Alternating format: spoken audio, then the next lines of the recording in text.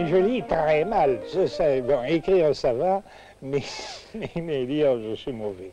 Très mauvais. Je ne finirai jamais à la Comédie Française. Bon. Un lionceau avait la manie déplorable de se ronger les ongles constamment. Un jour, le lionceau s'étant pris de querelle avec l'enfant d'une gazelle, fut rossé par la demoiselle. Enfant, écoutez donc vos pères et vos oncles, ne prenez pas de ces manies. Si vous continuez à vous ronger les ongles, comment grifferez-vous vos petites amies? Bon. Les illustrations, c'est ma femme. Ça a été un travail matrimonial. Gabriel Massé, rédacteur en chef. Vous le savez, j'ai 20 chats, 2 chiens, 2 tortues, un perroquet, des poissons. Oui, j'aime les animaux. Et alors le canard? Mais j'aime le canard. Oui, oui, mais il n'y a qu'au canard qu'on puisse avoir un rédacteur en chef aussi peu chef que je le suis. On peut dire presque que je suis né dans le Canard enchaîné, parce que mon père le lisait et mon instituteur a collaboré au Canard et a fait des comptes. À la Libération, ça s'est passé comme ça très, très vite. Il y avait une telle boulimie de presse nouvelle après la période d'occupation, les journaux étaient ce qu'ils étaient, qu'avec un groupe de copains du lycée, on a décidé de faire un journal. Et ça a marché très vite, ça s'appelait L'Essor. Et ça a été une pépinière pour le canard, puisque vous parlez du canard. Ah, d'accord. Parce que Jean-Paul Lacroix, qui était aussi prof au lycée de Périgueux, en même temps que moi, est allé au canard. Le dessinateur, un des dessinateurs que nous avions, qui s'appelait César Garcia,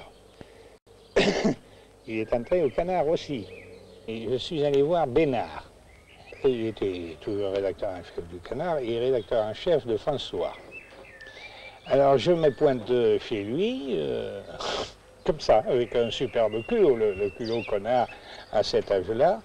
Je frappe, je suis reçu par sa femme, et puis je lui explique rapidement que je voulais faire un entretien avec lui sans avoir demandé à l'avance.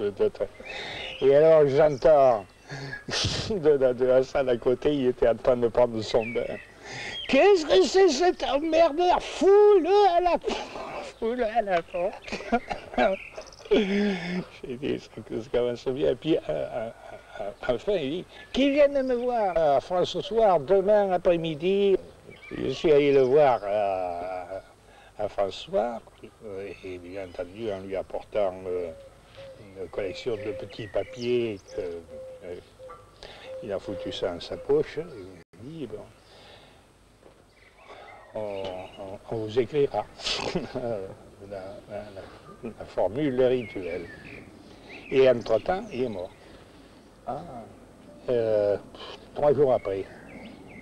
Le premier qui est entré, c'est Jean-Paul Lacroix, parce que Janson avait été attiré par un livre qu'il avait sorti, mais ça n'allait plus à Janson, et alors il lui avait envoyé un mot, viens nous voir au canard, ben, il était entré.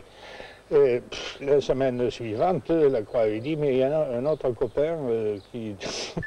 Et voilà, entre tous les deux. Là, ça a été plutôt dur aussi, parce que c'était pas du gâteau avec Traîneau. Hein. Le premier papier, c'était fantastique, il recevait comme ça la tête sur le bureau en train de labourer son papier. Alors, vous restiez planté devant lui avec vos fafios, là. Alors, il vous tendait une main, vous donniez un, il jetait un œil, plouf, il s'est tombé dans la corbeille. Vous entendiez un autre, alors, il regardait, plouf, le troisième, posé, et puis il se remettait à partir. Alors vous attendiez qu'ils disent bon au revoir, rien. Au bout de 10 minutes, on s'en allait. Il fallait regarder le canard s'il y avait quelque chose qui en restait. Ça c'était le début.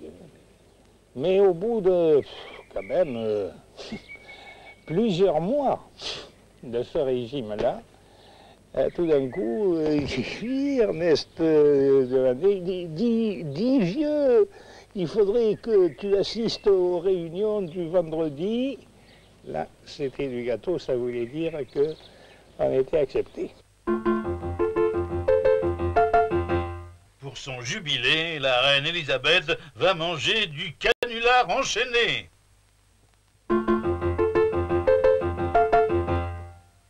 Les lièvres et le tortueux. Cambar et la fable du quartier. J'aime le travail, si vous voulez, à condition qu'il soit ludique. C'est-à-dire, ça ne vient plus du travail, à ce moment, c'est un plaisir. Mon ascendance caricaturale, c'est la Cour des miracles. Elle doit être là d'ailleurs. Il faudra que je la marque bien à la Cour des miracles, sur mon plan là-bas. Sur votre plan de Paris. Oui, sur mon plan de Paris. Qui est en face de vous. Eh oui, et qui me regarde. Et qui me dit, dis pas de conneries, hein, attention, tu es devant des gens responsables. Moisan. Je suis né à Reims, pays des sacs.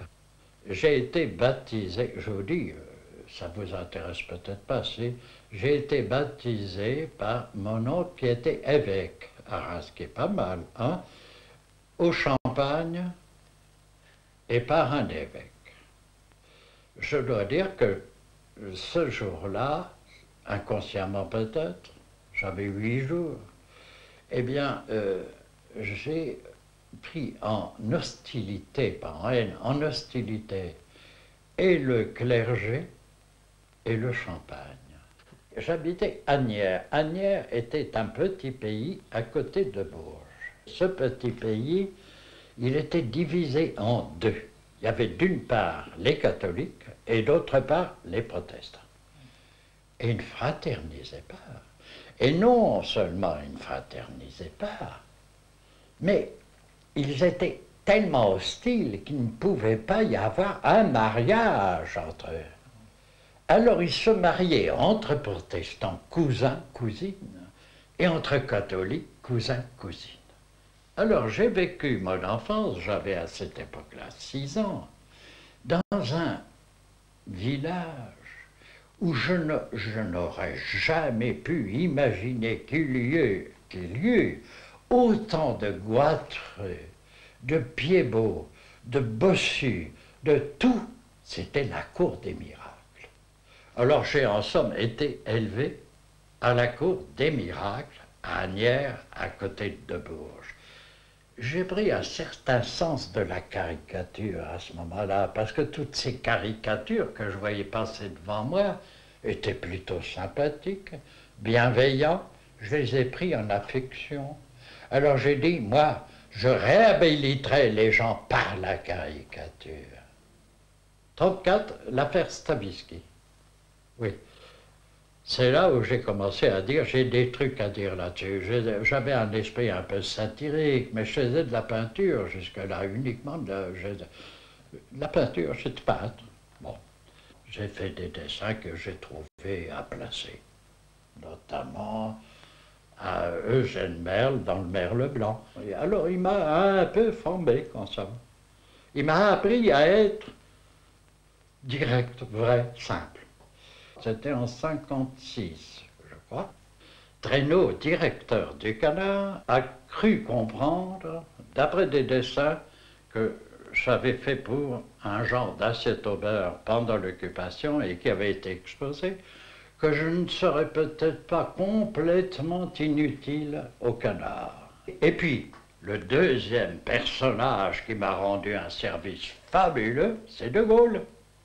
Il est arrivé avec sa grande gueule, sa tête remarquable pour la caricature, ce qu'il ne détestait pas trop en apparence, mais en tout cas, il aimait beaucoup que je le dessine. Un type qui fréquentait beaucoup De Gaulle lui avait posé la question, mais il dit, mais qu'est-ce que vous pensez de ces caricatures, de ces dessins de ce Moisan qui dessine de l'or? Et il avait répondu, Mais écoutez, moi, on me prend pour un général, et je suis un général, oui, je suis un général.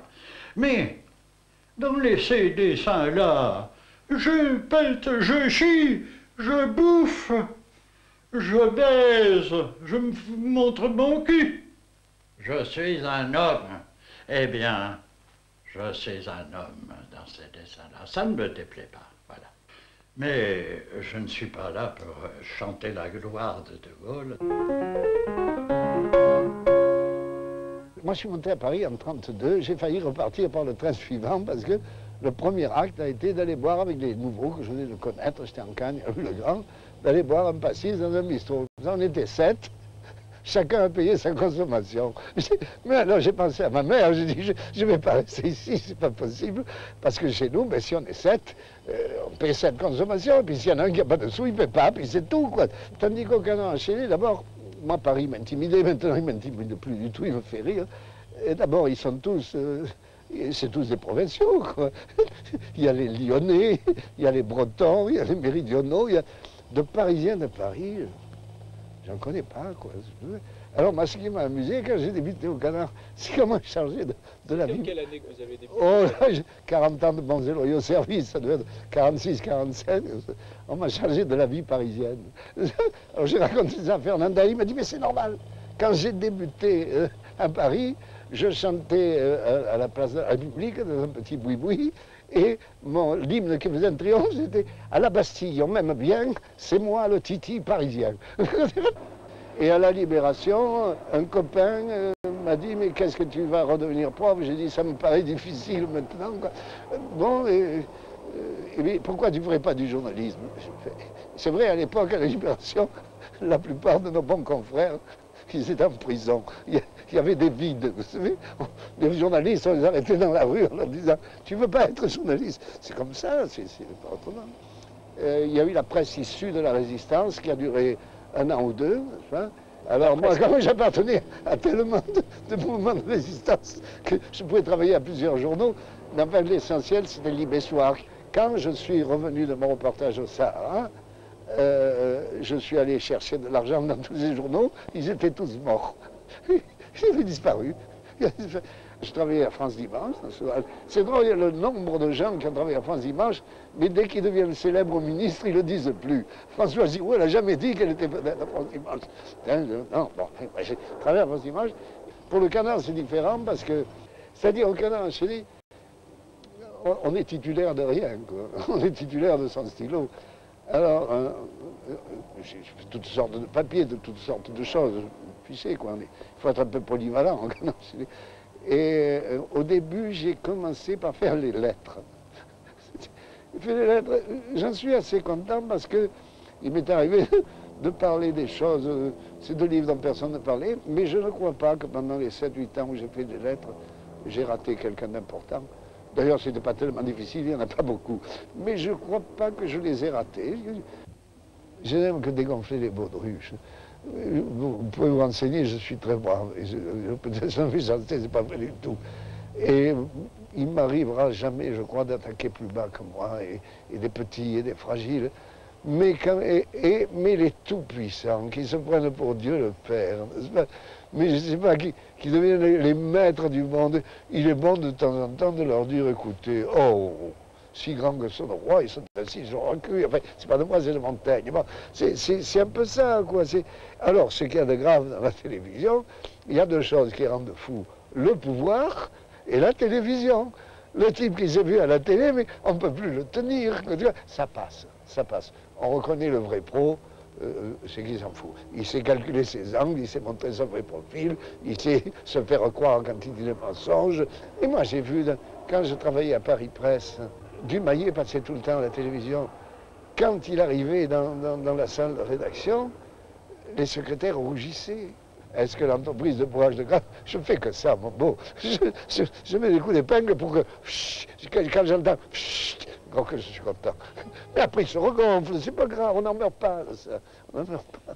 Mais c'est vrai que le fait de travailler dans un journal très ancien, qui a des traditions... Louis-Marie Aurault. On sent le poids le poids des années derrière, mais en même temps, c'est bien parce que la tradition du canard, je m'y sens assez bien. Je veux dire que c'est une tradition d'irrespect, de volonté de chercher l'information, mais en même temps de la mettre dans une forme agréable et sans se prendre au sérieux. Tout ça, ce sont des vertus dans lesquelles tous les journalistes devraient se reconnaître. Et c'est vraiment, ça c'est la tradition depuis Maréchal, depuis la fondation du journal, et je m'y trouve très bien. C'est l'étude des mœurs politiques qui m'a toujours intéressé et fasciné, depuis le départ. J'ai toujours été Michel Gaillard. Sidéré et étonné, d'ailleurs, de voir le monde politique évoluer. Et pourtant, votre père était plutôt un écrivain plus proche de la littérature que de la politique. Oui, mais mon père avait été journaliste, il était intéressé, c'était le premier lecteur du Canard tous les mercredis. Je devais même lui en faire un compte-rendu à travers des lignes qu'il n'avait pas lues. Il voulait en savoir encore plus qu'il n'était écrit. Et vous l'avez lu chez votre père, alors déjà, le Canard? Ah, je l'ai lu tout petit, oui. Comment vous êtes arrivé alors au Canard? Eh bien, un peu par mon père, qui connaissait Traîneau, et j'ai fait un remplacement de secrétaire de rédaction un été, c'est-à-dire un secrétaire de rédaction était mort, et je l'ai remplacé un peu au pied levé avec mon père qui rêvait de refaire un peu de journalisme. Et je suis resté un mois d'août donc au journal, et on m'a demandé de rester. Et comme j'avais envie de rester, je suis resté. Mon premier contact avec le Canard enchaîné, ça date Claude Angély. des périodes de la guerre froide et au moment où le MRP, c'est un parti assez clérical, gouvernait la France. Et il y avait toujours de l'anticléricalisme, des petits dessins, et chaque fois qu'on parlait de Maurice Schumann, ministre et MRP, il y avait marqué entre parenthèses « Croix, Croix », quoi. C'était une plaisanterie du Canard pour parler des corbeaux, c'est-à-dire des prêtres. Et c'était ce qui me faisait rire. Et je ne comprenais pas beaucoup la politique, j'étais très jeune, et on plaisantait. Hein, quand passait un curé dans la rue, on me disait « Croix, Croix », quoi. Ça, c'est le premier contact avec le journal. Quand j'étais journaliste, bon, je lisais le Canard enchaîné parce qu'on ne peut pas ne pas lire le Canard enchaîné et apprendre des choses. Moi, quand je suis arrivé au Canard enchaîné en avril 71, les copains qui étaient déjà au journal avaient sorti, ou s'apprêtaient à sortir, les grandes affaires immobilières du temps de Pompidou. C'était fantastique. C'était toute la grande période des sociétés civiles immobilières, des combines pour l'argent politique, c'est-à-dire que les grands promoteurs immobiliers alimentaient les caisses de ce qui s'appelait l'UDR, le Parti gaulliste à l'époque. Et donc ça a été déjà un événement important dans la vie politique de l'époque, et où le Canard était encore, une fois de plus, seul à révéler ces grandes opérations financières et politiques. On parlait d'une entente entre industriels, et le journal Nouvel Économiste m'avait demandé de ne pas donner les noms des entreprises. Claude Roire. Parce que c'était des annonceurs possibles. Et à la suite de ça, j'étais en contact avec Claude Angély, qui m'a d'abord vivement reproché de ne pas avoir donné les noms. Ça serait intéressant, ton papier, mais pourquoi il n'y a pas les noms? Et c'est à partir de là, il a dit, mais quand il y a des histoires comme ça, il faudrait travailler avec le Canard, ça vaudrait le coup. C'est le genre d'affaires que le Canard, lui, peut sortir complètement. Les confrères, je veux dire, de l'extérieur me disent, mais tu ne dois pas pouvoir appeler les entreprises, tu ne dois pas... si, ça dépend bien sûr. Certains encore voient le Canard avec un peu comme un animal un peu dangereux. Mais d'autres, bon, ils savent que c'est un journal aussi, un journal d'information. Donc il est normal de nous parler, de nous répondre. Simplement, on ne se fait vraiment aucune illusion sur le désir des détenteurs d'informations, notamment dans le domaine économique, mais enfin dans les autres aussi. On ne se fait aucune illusion sur leur volonté de nous dire ce que nous cherchons. La rédaction a eu un conflit important avec le propriétaire de la Tribune de l'économie. Et on est parti, la rédaction s'est vidée, on est parti à 30. Et s'est posé le problème de retrouver du travail. Yves Mamou. Et moi j'ai eu la chance que Claude Angély m'appelle en me demandant si je voulais bien travailler avec eux. Et lorsque vous avez cherché du travail, vous avez pensé au Canard enchaîné? Non, je n'avais pas du tout pensé à ça. Comment ça s'est passé lorsque vous êtes arrivé? Ça s'est assez mal passé, parce que moi je viens de la presse quotidienne où les gens travaillent ensemble et sont là tous les jours, etc. Et c'est la première fois que je suis arrivé dans un hebdomadaire. Et donc j'avais pas l'habitude des coquilles vides, disons que d'un journal où les gens ne se retrouvent qu'un jour ou deux par semaine. Alors ça m'a... Au bout d'un mois, j'en avais vraiment assez, je me sentais très isolé, j'ai téléphoné en disant bon c'est terminé, je ne viens plus, Et j'avais signé un contrat d'essai de 3 mois. Alors on m'a un peu rattrapé par le col, on m'a dit mais non, tu vas voir, tu vas t'habituer, etc. Et bon, je me suis laissé faire, c'est-à-dire que je suis resté un peu plus. Et bon, au bout du 3e mois, ça commençait à aller un peu mieux, quoi. Ce diable de journal m'a beaucoup pris et que je n'ai vraiment réellement pas eu le temps de faire autre chose. Mais avant d'y entrer, je gagnais ma vie comme écrivain, avec de temps en temps une petite pointe vers le journalisme, comme ça, mais enfin vraiment pour voir.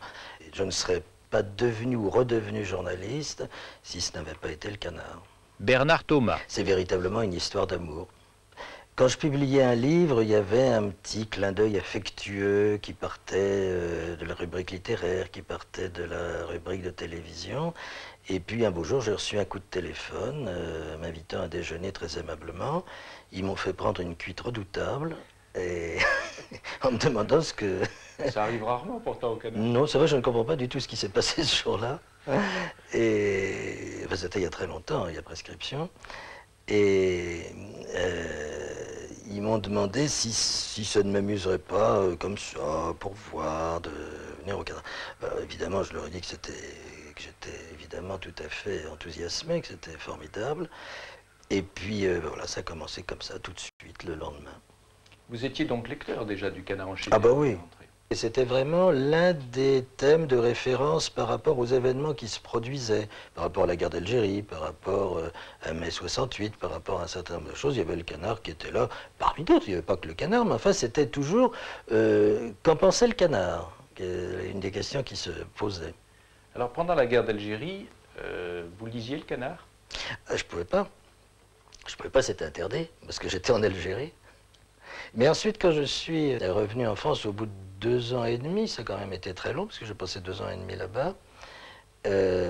Alors, non seulement je n'étais pas un héros, mais en plus j'avais perdu une guerre objectivement. Deuxièmement, c'était une guerre que je ne voulais pas faire. Troisièmement, une guerre que je récusais et contre laquelle je m'étais battu.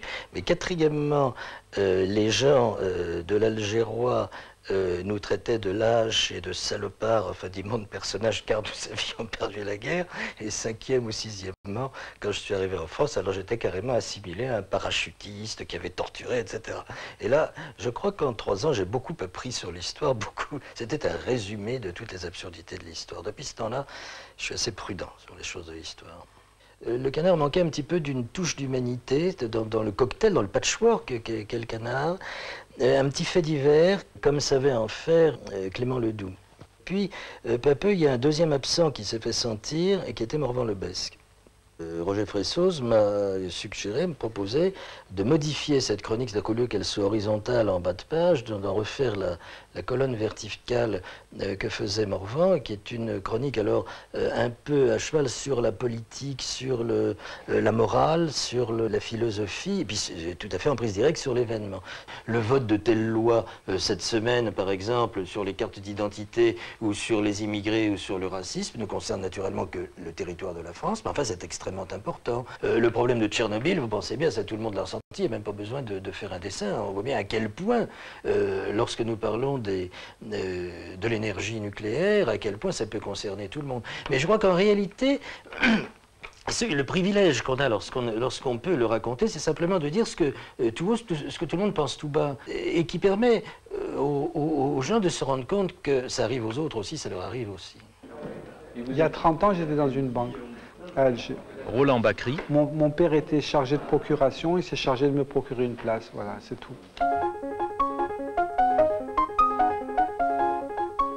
Je m'étais toujours dit, s'il y a 30 ans tu n'es pas au Canard enchaîné, tu es vraiment à jeter.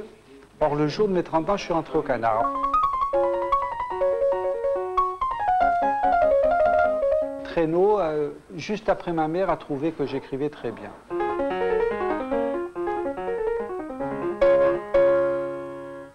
C'est du français avec un peu d'arabe, un peu d'italien, un peu... Ça faisait quelque chose de... Je sais pas, un pot pourri. Un pot pourri, voilà. Allez, ça va dans quel pays? Il y a Zora, la belle indigène. Sophie qu'on était éblouie, moitié mort, manque d'oxygène. Et Dolores, quel phénomène c'était. Et quel air important. Ma parole, elle était la reine. Où y sont mes soleils d'antan? Vous voyez, ça c'est la balade des filles de mon pays, c'est pas la balade des dames du temps jadis. Mais enfin, disons que ça rejoint. On ne disait pas le lait est frais, Hein, nous, on disait le lait, il est frais, c'est vrai. Voilà. Vous dites la rose au point, nous, on aurait dit la rose, elle était close. Et on le dit toujours.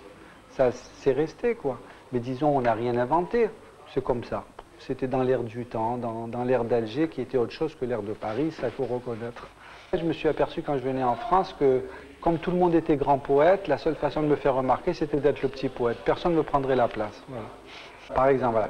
Ah, tu ne veux pas m'honorer de tes faveurs? Ah, tu ne veux pas devenir mon amante? Tu vas faire amante honorable, dis. Voilà. On a souvent reproché aux gens du Canard d'être un peu machistes. Ah oui, ils le sont. Vous le pensez puisque vous avez vécu avec eux un certain temps? Paco. C'est-à-dire comment ils se méfient des femmes ou alors ils n'ont pas trouvé... Parce qu'ils disaient parfois qu'ils ne trouvaient pas de femmes qui avaient l'esprit pour s'intégrer à l'équipe facilement. Ils ne veulent pas. Vous savez, pour rester des heures au comptoir à discuter, ça n'intéresse pas les femmes. Et puis, vous voyez, je crois que pour être admise dans leur cénacle, eh bien, il ne faut pas être féminine, il ne faut pas se servir de ces dons de femmes, parce qu'elles ont des dons, les femmes, vous savez. Madeleine Thibault, correctrice. Moi, je m'y trouve bien, effectivement, pas beaucoup de femmes, enfin, c'est des choses qui peuvent changer, et d'autres sont là. Vous espérez que ça va changer? Je pense que oui. Vous préférez les femmes ou les hommes? Il y a encore un blanc. Personne ne voulait de moi. Alors je me suis dit peut-être, eux vont-ils vouloir de moi? Sylvie Caster. Et alors ils m'ont dit de venir. Comment est venu le nom de cette rubrique Calamity Caster? Ben ça c'est parce qu'on était allé avec Cabul à faire un reportage à Montalivet, là, un camp de naturistes. Et ben on s'était déguisés en naturistes, enfin nous on avait la marque du maillot, là, on faisait vraiment traître, quoi. Et puis on avait raconté comment ça se passait un petit peu, enfin ce qu'on voyait, quoi. Mais alors les dessins, ça les avait pas vexés parce que, je sais pas, dans les dessins on pense toujours que c'est le voisin, quoi, qui a moqué. Mais les mots non, ça leur avait pas plu. Alors ils avaient écrit, mais beaucoup, hein, pour beaucoup pas contents, hein. Pas du tout contents. Hein. Et puis alors à la suite, il y en avait même qui s'étaient désabonnés. Ils vous ont écrit à vous? Mais quand ils sont vraiment pas contents, ils ont tendance, vous voyez comment sont les gens quand même, ils ont tendance à écrire plutôt au directeur. C'est très mauvais, quoi, ça. Et alors c'est à la suite de ça qu'ils m'ont mis Calamité. Mais Calamité pour qui alors? Pour les lecteurs ou? C'est ça, c'est un peu ça que ça veut dire, quoi.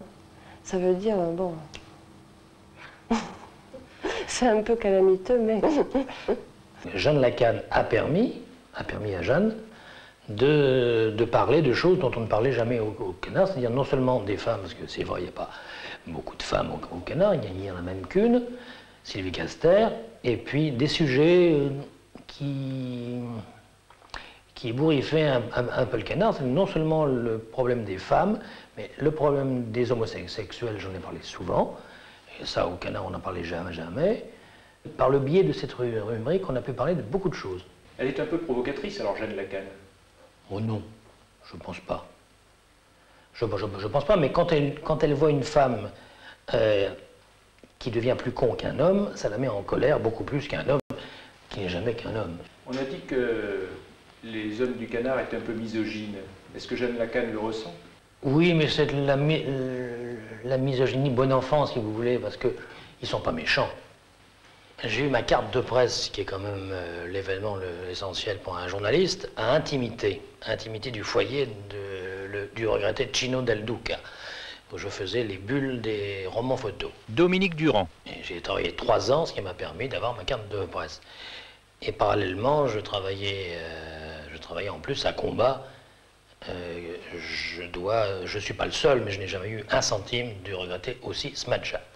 Mais c'est grâce à Combat que j'ai pu faire une petite signature et voilà.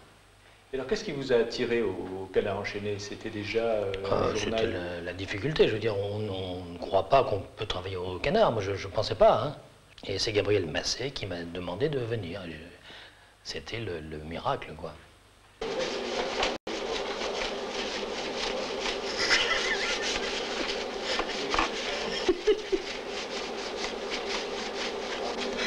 Cabu. On s'amuse avec peu de choses. Alors, Harakiri, on a un numéro ici, avec un beau dessin de Cabu. Ah, un superbe dessin. Charlie, on peut le montrer. Ah oui, on va le montrer parce que c'est vraiment splendide. 79. Il pourrait passer dans le Canard, un dessin comme ça? Non. Enfin, cette semaine, il y a un dessin quand même qui est assez culotté pour le Canard. C'est Depardieu. Depardieu et Michel Blanc qui sont au lit, au sujet de leur film qui s'appelle, comment? Qui s'appelle Tenue de jaquette. Tenue de jaquette. J'ai représenté Depardieu avec un truc de Gexfour à la main. Et il y a Michel Blanc qui a 4 pattes, il monte son cul. Et Depardieu dit « Gexfour contre le sida ». Bon, c'est paru dans le Canard, c'est vrai que c'est peut-être une étape. Roger Fressoz, le directeur, après la mort de Charlie, m'a fait savoir par Kerleroux que si je présentais mes dessins, il les regarderait d'un œil favorable, quoi. Parce qu'il lisait Charlie Hebdo. Et il a une mémoire terrible. Parce que quand je suis arrivé, il m'a parlé d'une page que j'avais faite il y a 10 ans auparavant. C'était un reportage sur Thésée, les curés de gauche et tout ça.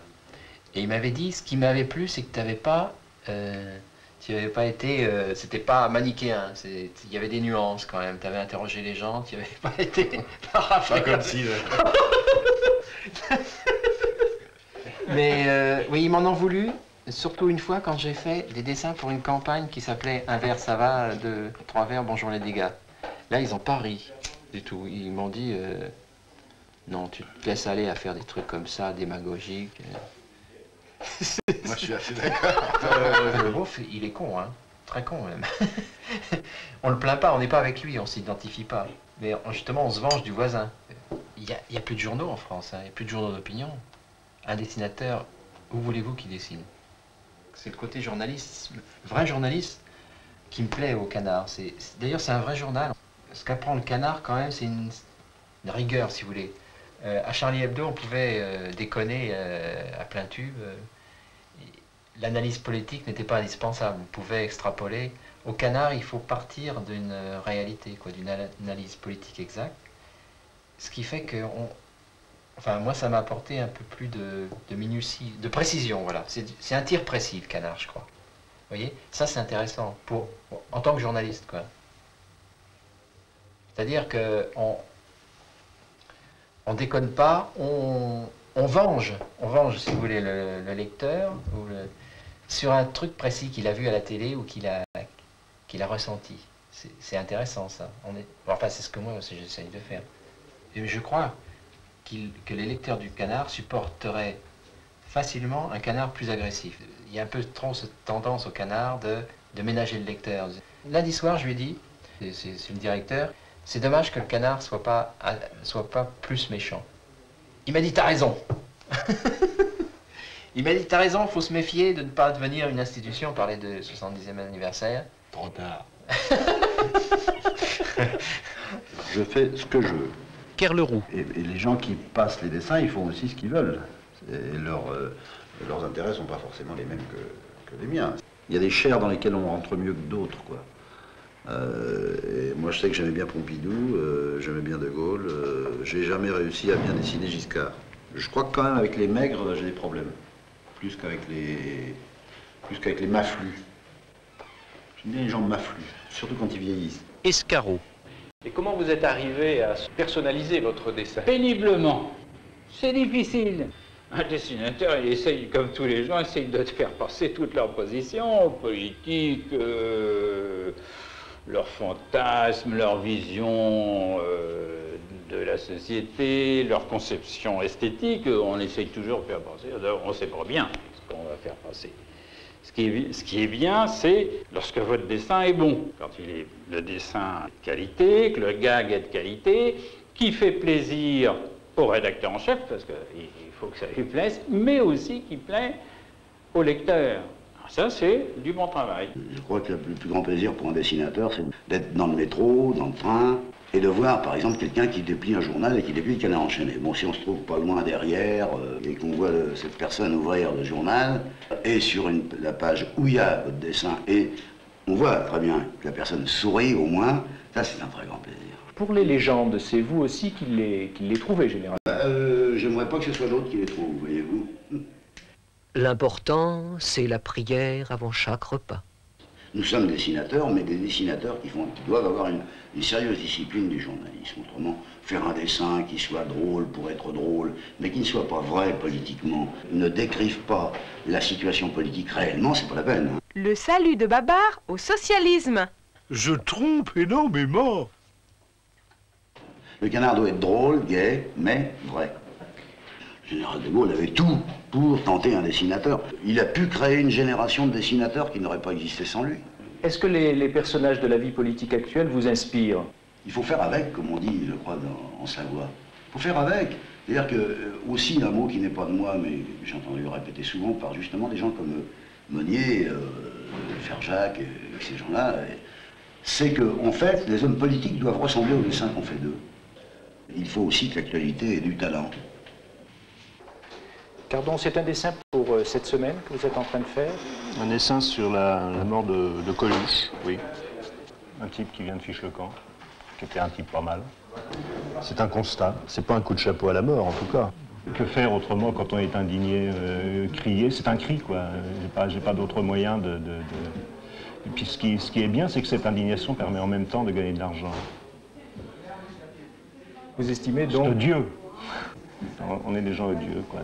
On se nourrit du malheur des autres, on se nourrit des scandales, on se nourrit de la mort, on se nourrit de... Mais bon, il faut le faire, donc on le fait. On leur dit ce qui s'est passé ou on leur laisse la surprise? C'est au coup de coup, quoi. Un tyran à droite, un tyran à gauche, un tyran au sud, un tyran au nord, un tyran à l'est, un tyran à l'ouest.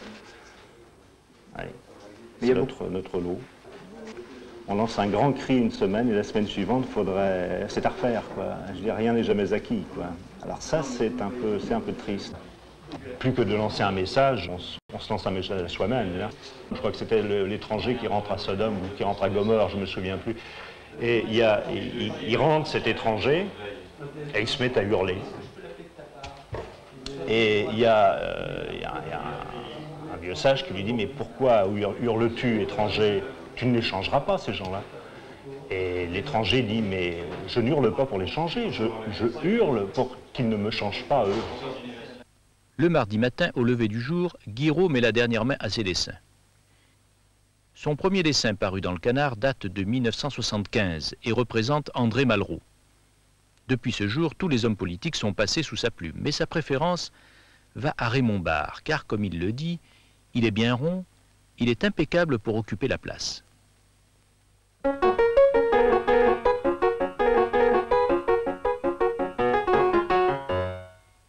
Delambre. C'est le Canard qui a publié pour la première fois un dessin de ce professeur à Boulogne-sur-Mer. Le rossignol chante à nouveau à Tchernobyl. Comment va, Ernu? Je coule de jours heureux. Vive le désarmement! Mais touche pas à notre force de dissuasion. Pancho, uruguayen, qui dessine ses grosses têtes au crayon. Fais attention, il n'est pas bien fixé, dit-il souvent, en parlant de son crayon, et non de son personnage, bien sûr. Il continue à dire non. Fanatique. Wozniak, polonais, qui témoigne de situations bien françaises dans un style fantomatique venu de l'Est. Une capote, sinon rien. Quelle qualité il faut pour travailler au Canard enchaîné? C'est difficile à dire. Enfin, il n'y a pas de profil type, hein, absolument pas. Disons qu'il faut qu'il aime bien le Canard.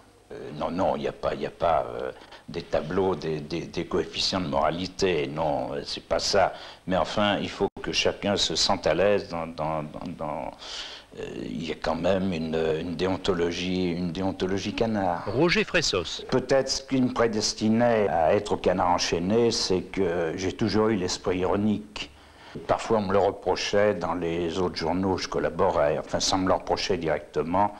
On me fait des observations, mais j'ai toujours eu une distance par rapport au spectacle. Je voyais qui était le spectacle politique et le spectacle parlementaire. En 40 ans de journalisme, moi j'ai vu revenir au moins 20-30 fois à la une des grands journaux, à la suite d'un conseil des ministres. Le gouvernement va lutter d'une manière impitoyable contre des prix ou contre tels abus, etc. Et le Canard enchaîné tout simplement traduit ça en disant « Ah bon, parce que jusqu'à présent, il ne luttait pas ». Je suis entré au Canard enchaîné il y a maintenant 32 ans. J'étais journaliste parlementaire, j'ai apporté des échos et puis j'ai pris une part de plus en plus active au journal. Et puis ensuite, quand Traîneau est devenu directeur, moi je suis devenu directeur en chef. Et puis très peu de temps après, malheureusement, il est mort et je suis devenu directeur. Je suis réélu directeur, si j'ose dire, parce que le directeur du Canard enchaîné est, pour ainsi dire, nommé chaque année. En 1969, vous avez été l'invité de la semaine du Canard enchaîné. Ça, je me souviens pas, là. Avec l'article Lettre au maire de Gambé. Ah, ça, je me souviens, parce qu'alors c'est un article qui a eu des répercussions assez importantes pour moi. J'ai reçu des lettres d'insultes, comme je crois, rarement j'en ai reçu. Et c'est toujours la même chose, ce sont toujours les petits artisans qui sont brimés. Les gros industriels, on en parle tout le temps, leur élève des monuments, parce que Napoléon a tué des milliers de gens, on en fait tout un plat, mais il n'était pas tout seul pour ça, il avait embauché toute une armée, il avait un tas de gens qui l'aidaient.